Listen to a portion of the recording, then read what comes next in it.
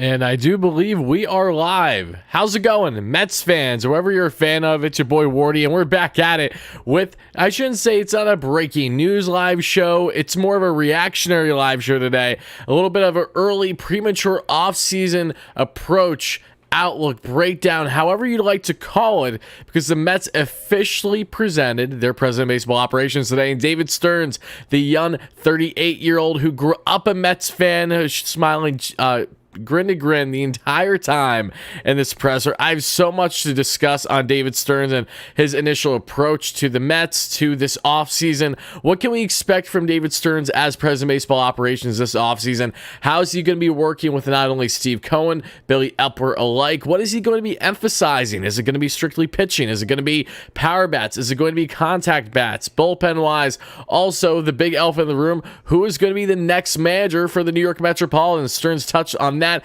touched on his fandom and truly what it means to be Mets president, and so much more from this presser that came out. If you watched it on SNY, if you watched it on Mets YouTube or their social media, wherever you watched it, I'm sure most of you did, but now I really want to get into reacting to this news because this is a big deal, okay? This is a David Stearns, everybody, that we have talked at great length for multiple years now. He's finally in Queens. He's finally back here with the Mets, where really how his career not only started, but his fandom for baseball as a whole. The guy looked giddy the entire time. He got me feeling giddy because we have another guy in here, this time a guy that's running the show that isn't just an owner, but understands what it's like to run a baseball team, that being in David Stearns, and understands the New York market, wants to be here, grew up a diehard Mets fan. There's so many fantastic quotes to take away from David Stearns in this presser today that we're about to get into. But before we get into anything else, I want to give a massive shout out to everyone first watching live or replay. Happy to have all you beauties in here on this fine Monday. As many of you know, you can expect plenty of content to be unrolling on the channel, not only throughout October, but certainly throughout the offseason. We are the number one place to be for all New York Mets news, rumors, highlights, post-game shows, the number one post-game show on YouTube for the Mets. Everything in between in Metsland that isn't directly affiliated with the team itself or SNY. This is the number one place to be. So thank you all so much for the endless support there. But I want to know initial reactions, everybody. How are you feeling about David Stearns? Because there's a couple really key things I want to get into today. And let me just start off by saying how exciting it is. This is the Stearns era. This is the new era of not only Mets fandom for us, but hopefully new era just for Mets baseball, with turning the tide, really turning the page onto something greater starting tomorrow. And then as we get into the offseason, when that officially begins, as soon as the World Series conclusion, David Stearns is going to be making a lot of decisions. The managerial decision, we have a lot to touch on that front, but this guy came out right away, not only looking and sounding sophisticated, but he's making shout-outs right away, guys. What does he do? The first thing that this man does when he walks in the room, he shouts out Ed Coleman in the press conference to start things off. You know you're a diehard Mets fan. If you're going out of your way, you're shouting out Ed Coleman to start the thing. This guy is such an OG Mets fan. He openly admitted, David Stearns openly admitted to sneaking into Shea Stadium back in 98 when he was a youngin' 20 plus years ago.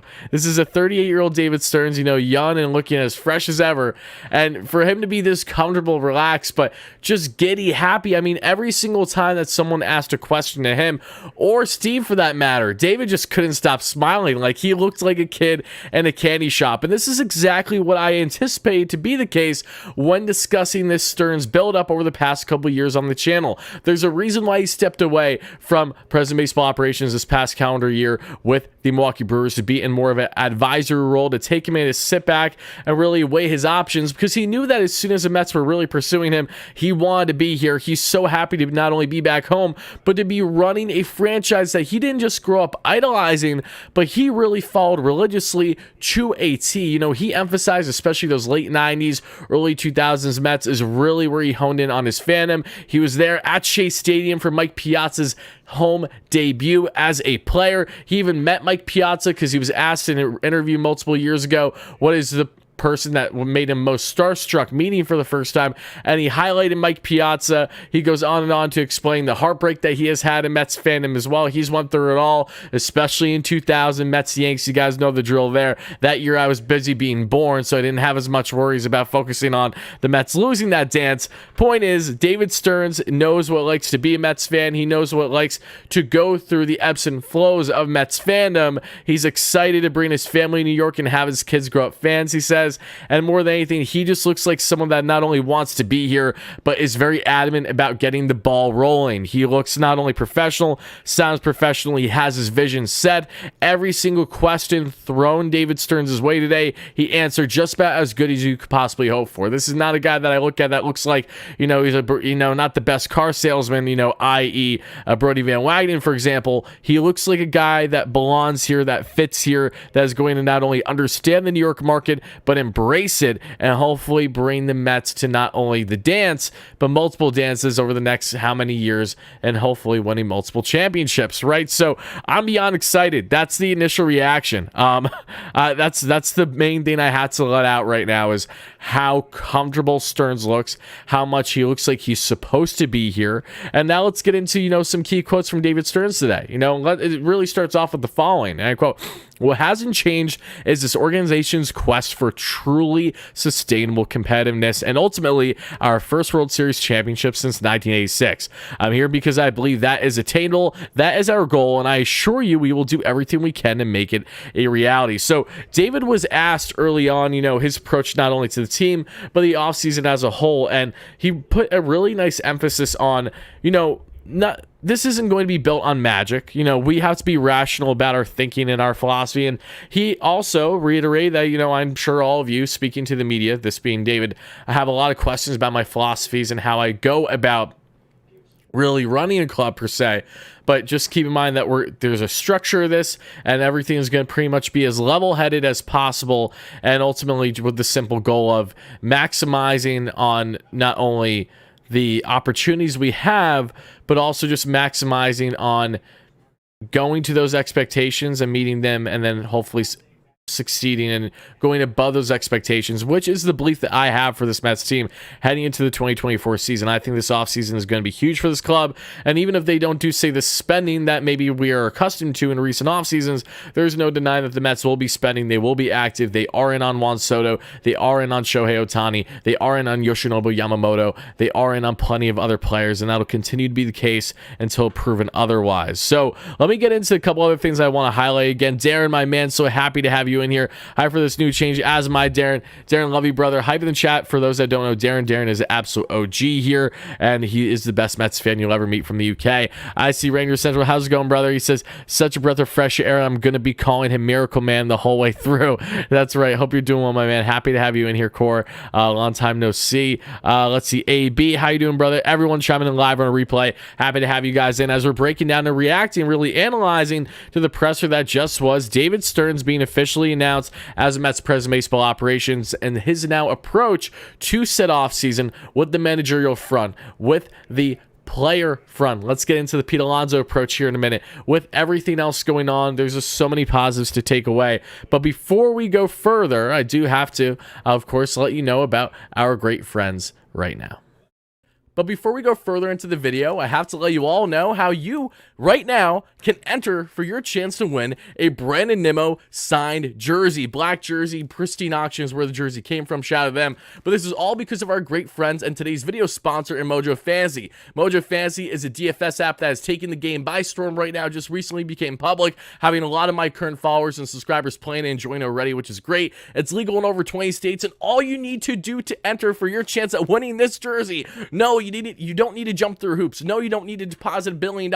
All you got to do is click the link in the description, my WardyNYM unique link for Mojo Fantasy, and download their app from said link in the Apple Store. It is that simple. Click the link, download the app, and you are automatically entered for your chance at winning this jersey. What makes this giveaway so great versus, say, doing a normal YouTube channel giveaway where I have over 23,000 subscribers, which I'm beyond humbled and grateful for, but if I'm randomly handpicking one person out of 23,000, your odds aren't nearly as great as this giveaway. in which if we have 50, 100, 150, 250, 1,000 plus people, that number is still far lower than the 23,000. So it's all indicative on how many of you go out of your way to simply click the link and download the app. That is going to indicate how many people are going to do this and automatically enter. Again, the steps are so simple. Just download the app, folks. Tell your friends, tell your family members if they want to get involved. This is the easiest way to win a fantastic Brandon Nimmo signed jersey giveaway today, and that is by checking out my good friends on Mojo Fantasy by clicking the link in the description and downloading their app and the Apple Store today. Do those steps, you're automatically entered, and shout out in advance to whoever wins that we'll be announcing in a couple weeks,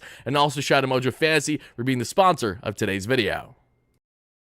Another thing I want to add, guys, and again, please make sure you guys are doing the proper steps by just clicking the link and downloading the Mojo app today. Literally, it's that easy, and once this week has reached its conclusion, we will be picking the winner. That is what I've come up with recently. Initially, I was going to do it at the end of the month, but I'm going to let it drag on at least for a couple more days throughout the week, the first week of October, before announcing the winner in a future live show or video, or just on the community tab of YouTube. But getting back into David Stearns, someone said this beautifully in the chat, as in Matthew says Stearns hires WardyNYM as the first big move for the Mets per Jeff Passan. Yeah, one can only hope, right? Matthew, hope you're doing well, brother. Long time no see. Happy to have you in here. Tim, my man, great member, good friend of mine. How are you? Daniel, appreciate you chiming in as well. I did see a comment here that I did want to address because it was a good one, and it said, my reaction is, it looks like that this guy got his dream job. He absolutely did. David Stearns looked like, again, a kid in a candy store today.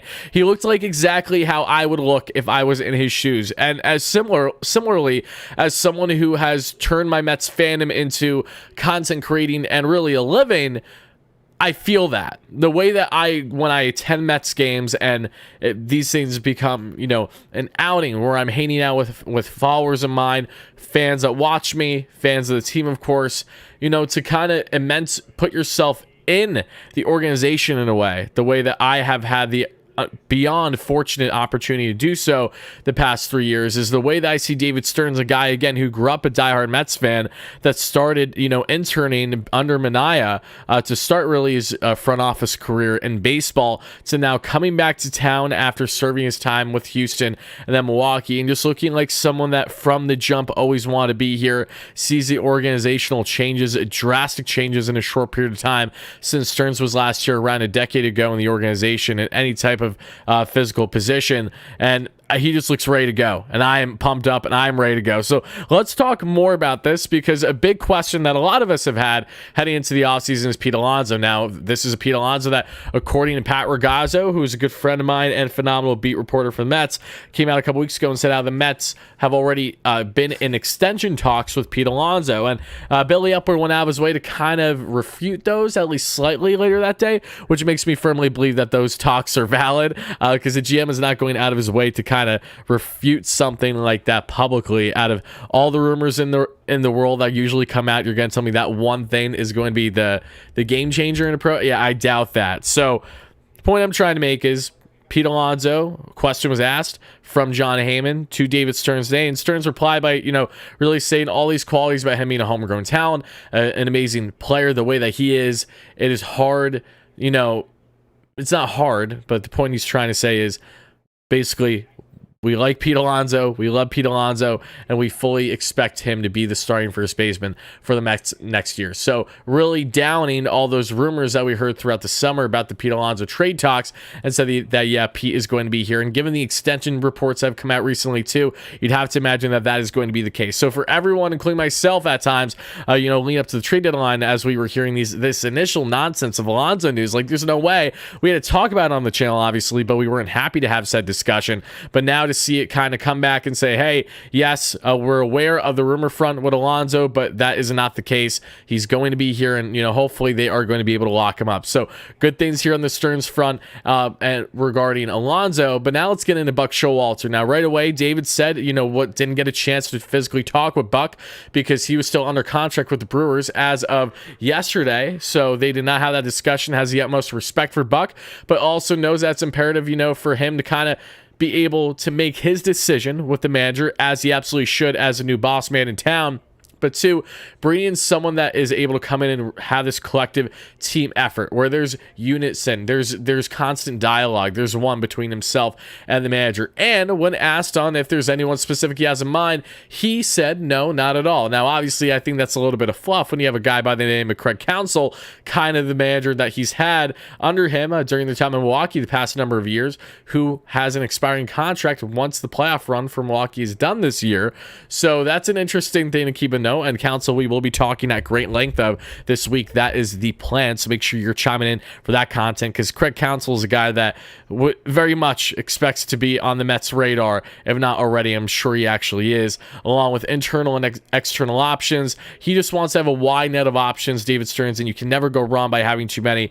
And he said, by the time we get to, talking about the build up to winter meetings, that we're going to have a really good idea as to who our manager is going to be. So I'd anticipate that the Mets will have a manager hired over the next calendar month and a half. I don't expect it to drag on too much longer than that. Could I be wrong? Of course, it would just be another day that ends in Y, but that's my initial reaction to that. But another key couple takeaways I have from today's presser that I'm really excited to share with you all is not only Stearns' understanding of coming into Queens, coming into this big market, and really how to handle things as president of baseball operations, but also how glowing the resume has been for David Stearns that we've spoken plenty of really since the start of the initial connections between Stearns and the Mets going a couple years ago. But you see Steve Cohen introduces David Stearns today by saying, and I quote, "I've never seen such universal congratulations, saying you've got to hire this guy. That's pretty extraordinary." So a lot of people in baseball know how smart, sophisticated, and ready David Stearns is for this type of role. Again, he was just in this role in Milwaukee. It's not like that this is a level up from the type of baseball that he's accustomed to, front office, but it is a level up with intensity, with expectations, and of course, just with the fan feel, with the type of market that New York is versus Milwaukee. Milwaukee has a great fan base there, but it's a very different fan base than it is in New York. It's just a different animal when it comes to not only New York market, but specifically the Mets. And to have a guy that doesn't just understand that, but himself too has went out of his way, being emotional about players being traded, signed, losing heartbreak in playoffs. He's went through it all as a younger Mets fan himself, and that he's going to be able to use those experiences and reflect in his Mets fan self-mind what is best for the organization, what is best for the fans, what is best for this club as a whole for the ensuing years going forward. That is an element about baseball that you simply cannot really explain, because you go through it. You go through the ringer as a diehard fan. When you have the ability to be a part of something, an organization, any type of workplace where you're not only passionate, but you truly care because of how much that impacts your life, that is going to lead to amazing results, or at least the hope is. It's not going to be for a lack of effort.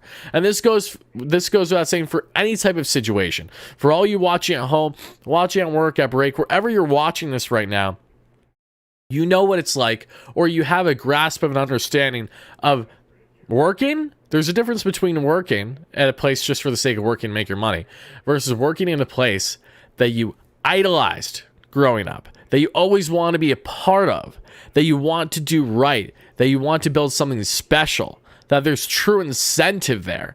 That is certainly the case here with David Stearns. It goes far beyond the 10 mil AAV that he is likely getting over the 5-year deal from the early reports I have seen, which gets him around the same amount of money that Friedman gets as running things in LA as Stearns now is here in Queens with the Mets. I need results before I applaud anyone. 100%, Richard. Not going to deny that whatsoever, but one thing that I've emphasized a lot, as we did a couple weeks ago when the Stearns hire, was first officially made, is this finally feels like the Mets got their guy. For the first time in 3 years, finally Steve Cohen looks like he got the man he's always been wanting here. This is not a situation where he was waiting for option B, C, D, E, all the way to F, Z, whatever it is. He got his guy. And that's why Cohen, who said in his presser today, stayed patient. stayed patient. If my guy isn't available now, I'm going to wait until he is available because he's too good to pass up once that opportunity is finally there. It took a couple years longer than they hoped or expected, but they got their guy in David Stearns. So my question to all you, to everyone that's been watching live or on replay, and let me know in the comments down below as well, is what is your true expectation for David Stearns heading into this offseason? Because from what we heard today in his presser, in which he was as giddy as a kid could be in his dream job, sitting in that chair for the first time in Queens and Flushing with the Mets. But as a whole, for David Stearns, with what he is planning to bring, with the pitching emphasis, with the power emphasis, with the player development, player evaluation emphasis that he has done so great in trades in years past. Beyond all those things that we know that we heard from the presser today, and just his recent background, in which, if you guys want to know a great way on the trade history and the move history of the Milwaukee Brewers under David Stearns, I highly implore you all to check out a video that recently came out from my good friend Jolly Olive, who does a great job covering baseball as a whole. Diehard Mets fan too, came out with a video over the past week. Phenomenal breakdown. So if you're curious about a trade tree in which David Stearns has had a heavy impact on for the Brewers, and kind of getting an idea on how smart he is on a tight payroll, and looking at how he's going to now hopefully be on a big payroll, the expectations and the excitement are truly through the roof right now, and for good reason. I mean, this is just seeing I cannot get over how much seeing David Stearns here. Did I take a really strong antihistamine or something? I'm congested. It's as simple as that, Moose. That's all there is. Just congested. I mean, it's just that time of year. I've been going on and off of just having congestion and allergies, or getting the typical cold around the winter. I mean, it's just that time of year for me. So you guys will hear me stuffy plenty as I'm doing the live shows, I'm sure.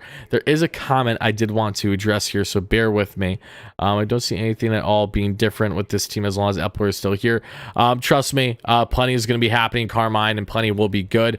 And keep in mind that Epler, while he is still here, Epler doesn't have final say in decisions. That is what Stearns is for. Stearns is basically, it's Cohen, Stearns, Epler in that order. Stearns will be making the final say on plenty decisions. Epler will be sharing his input, but now Epler will be able to share more of his expertise and what he is best at, which has to do a lot with player scouting and when it comes to making moves, guys from overseas, and of course certain type of veteran signings and free agency has done well with too. So that is the element that Epler will bring, and I think people this offseason especially will start to realize what it's going to be like having Epler, but having a beyond sophisticated man as the president to be that middleman, to separator between himself and Cohen, and himself and Epler. He is the middle there to that sandwich, and you got to have that middle, because without that middle, it's just two pieces of bread, and no one just wants a bread sandwich. You need the whole damn thing, right? So if you want to put some prosciutto in there, or whatever you want to put in, you want a nice, healthy, yummy sandwich, and that is the case here by having the three-headed monster in Cohen, Stearns, and Epler. And we just have to hope now that this talk and this belief and all this hype to this point with Stearns and his track record, which is nothing short of phenomenal, and the universal hype that he gets and praise from fellow and rival executives across the board in baseball, that this just becomes what we are hoping to see, which is immediate action once the World Series conclusion begins, to get a manager, to make the right moves, to have a strong offseason, and to really retool, replenish, and be stronger than ever for the 2024 season and beyond. Thank God for Wardy New York Radio, only talking about Jets. I know. I mean, hey, you got the Swifties out here. What you got to do? Exactly. You got some goal, whatever you want. Council's taking a year off. There is belief about that. Yes, Doug. Whether that is going to stay true or not has yet to be seen.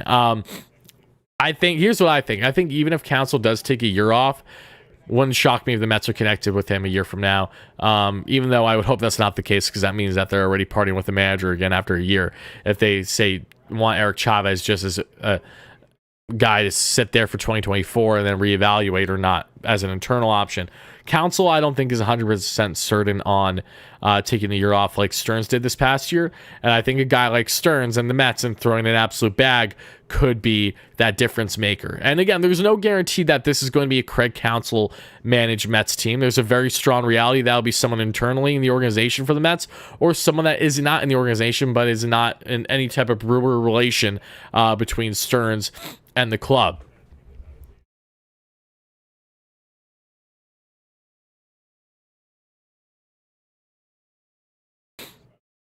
Let's see. Mike says, Wardy, you got one thing right on Twitter. David Stearns makes me want to run through a wall after hearing him speak. Can't wait for this offseason. Yeah, I just can't get over how motivated and how driven Stearns came off in this presser. That is my biggest takeaway more than anything. It's the fandom, but you can just tell he looks giddy. Like, he looks excited, but he looks like a guy that's like, okay, I need to get working right effing now. And there's something to be said about someone that is working and isn't just passionate in their work, but is working on, like, this is their baby. The same way that I'm so passionate about being a Mets content creator, a YouTuber. I take so much passion in doing my shows. I take so much passion in doing pre-recorded video content and my editing. I love doing all those things. I'm so passionate about it. From the fine details of the thumbnail to the simple editing that I'm doing through a pre-recorded video. I love all the process and it takes to come out with the product that is the content that you guys are witnessing. Just imagine what this feeling is like now for David Stearns, that is looking at the Mets as his baby, his everything. The same way that I view the team is the same way that he has all these years. And now he gets to come in and you're telling him, okay, you basically run the ship now, okay? You're making the big boy decisions. You're dictating how this team is going to perform for years and years on end. That's what you're telling me? I mean, and this is a guy that hasn't been in any type of true higher up front office role in a year, as he's been away with family, just in a small advisory role with the Brewers for the past year. The guy's chomping at the bit. You can't tell me otherwise. I firmly believe that he is going to do some great things for this organization. Not going to say it's going to be amount to, endless World Series. It may amount to nothing, because us Mets fans know that far too well. But I think the potential here is as great as ever, especially for a Steve Cohen Mets that finally feels like that they got their guy. So everyone, before we get closer to wrapping things up, I do just want to look briefly here if there are any other quotes that really stick out to me beyond what I made note of today. But from the Pete Alonso address that he did without a problem to Steve Cohen's willingness. And when Steve Cohen was also asked today on Mets spending, he said, we're 100% going to be competitive for 2024. And, he says, and I quote, and I've got a new person here that's going to help me think about things. I think Stearns' approach with Cohen is going to be so eye-opening for Steve this offseason that he will not only be spending, but it'll be in such an interesting way, a sophisticated way that, maybe will look more rational and structured than what we have seen in years past, where, especially on the short-term high AAV, they have been drastic, they have been abrupt, they've been exciting, but also risky in doing so. And the risk has outweighed the reward thus far in Steve Cohen's tenure as Mets owner when making those type of big money moves on the short-term AAV front especially. But let's see here. Send Epler to get Yamamoto. Yeah, trust me, that is what Epler is trying to do, for sure. For sure. And everyone else, everyone that's new or watching on replay, if you're new or if you're live, whatever you are, I'd like to make clear that, again, this offseason, a lot is going to be going down content-wise. A lot is going to be happening with this team. And if you are new here, if you're not familiar, we go live for any and all types of breaking news, reactionary content, not only sharing our initial reactions, analyzing, bringing in live callers, you, the people, we bring in live callers, we bring in special guests, we do podcasts, we have new shows coming out this offseason about Mets and baseball as a whole, which I'm really excited to get into with you all. We have our post-game shows, the number one post-game show for Mets on YouTube that we cover after every single game. This year was just a little different. We only did, I think, in total post-game shows, I think we did around half a season's worth, if not a little bit more than half a season's worth, because the season was unofficially over by the halfway mark of the year. So that certainly played a factor. But between our reactionary content, between any type of news report, rumor, you name it, we're covering it here. I just want to thank you all so much for the endless support, and for everyone that's new, to give you an idea as to what you can expect with weekly content every single week for the entirety of the year and all the year, not the years to come per se, but as we get into the 2024 season and spring, just big off season ahead. This is going to be something that when you look on the channel, you're like, okay, wow, a lot of news is happening. Who's covering it? Who's going to be there for it all?